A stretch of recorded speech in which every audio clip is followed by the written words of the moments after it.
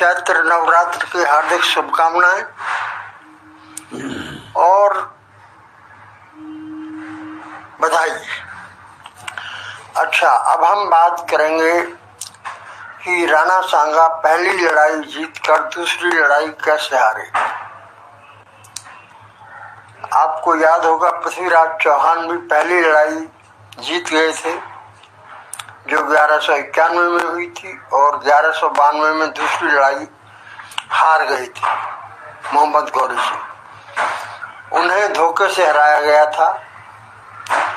उन्हें धोखे से कैसे हराया था? पृथ्वीराज चौहान जब युद्ध के मैदान में गए तरावड़ी में, तो समझौते की बातचीत चली, और उस समझौते की जब बातचीत चली तो उसने, जो गौरी था, उसने जवाब दिया कि हमने समझौते के लिए जो पत्र है वो अपने राजा को भेज दिया है, बादशाह को, क्योंकि गौरी सेनापति था और बादशाह उसका बड़ा भाई सुबकतगीन था जो काबुल में बैठता था, गजनी में। गजनी का सुल्तान था ना, तो गजनी में बैठता था।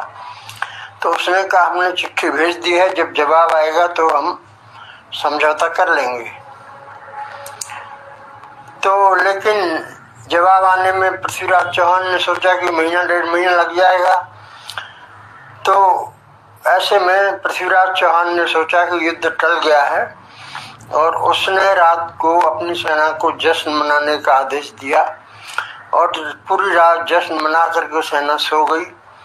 और गौरी ने धोखे से जब सेना सो गई तो सोते हुए पर सवेरे पहले पैर में, यानी 4-5 बजे सूरज से उगने से पहले आक्रमण कर दिया, और इस तरह सोई हुई सेना को काट डाला। इस तरह पृथ्वीराज चौहान हार गए। लेकिन यहाँ कहानी दूसरी हुई। यहाँ धोखा नहीं दिया, लेकिन यहाँ टेक्निक अपनाई गई हराने के लिए, क्योंकि राणा सांगा की सेना बहुत बहादुर थी और बहुत बड़ी थी। लेकिन पहले लड़ाई में बाबर को ये अनुमान हो गया कि सीधी लड़ाई में हम जीत नहीं पाएंगे,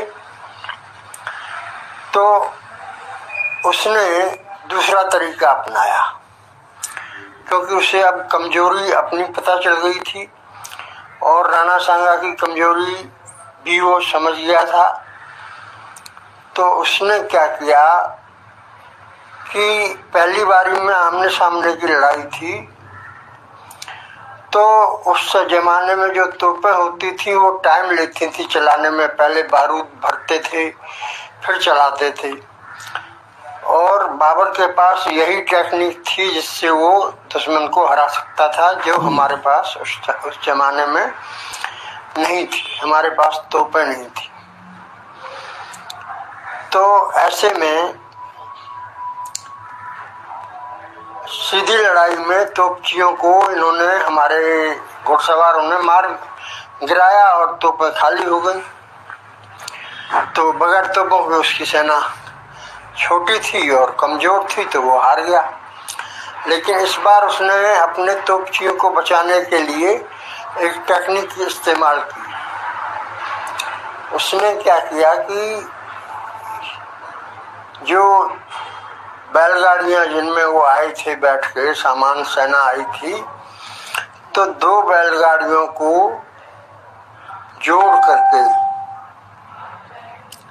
यानी कि उनके जो फ्रंट जोड़ दिए, और वहां पर तोप रखने की, उसके पीछे तोप रखने की और तोपची के लिए जगह बन गई। और इस तरह से मान लो 25-50 तोपें लगाई, तो सब लाइन में लगा दी, तो बैलगाड़ियों से एक लंबी चेन बन गई, लगभग आधा 1 किलोमीटर की आप मान लो। अब घोड़े सीधे टाप करके लड़ने के लिए अंदर तो जा नहीं सकते थे, तो बीच में उनका तोपची था, तोप धुआं देती थी, तोप चलती थी। अब आपको तोपची को मारने के लिए साइड से 1 किलोमीटर चल करके जाना पड़ेगा, और इतनी देर में तो वो तबाही मचा देते। और दोनों कोनों पर उनकी सेना लगी हुई थी जो लड़ रही थी, हमले करके भाग जाती थी। और इस तरह से ये जो लड़ाई हुई तो इसमें उनकी तोपों को नुकसान नहीं हुआ, और उन्हीं तोपों के धुएं से और आग से जो राणा सांगा की सेना थी वो दिशा भ्रम में पड़ गई, क्योंकि धुएं से उन्हें पता ही नहीं चला कि किधर दुश्मन है क्या है, और वो वहां पर लड़ाई हार गई। उस धुएं और आग की वजह से आधी सेना भाग खड़ी हुई, बाकी उसे देख करके भाग खड़ी हुई, घायल हो गई थी, काफी लोग घायल हो गए तोपों से। इस तरह से सेना हार गई। आपका इस बारे में क्या कहना है कमेंट करके बताएं, और चैनल को सब्सक्राइब करें। जय हिंद, जय भारत।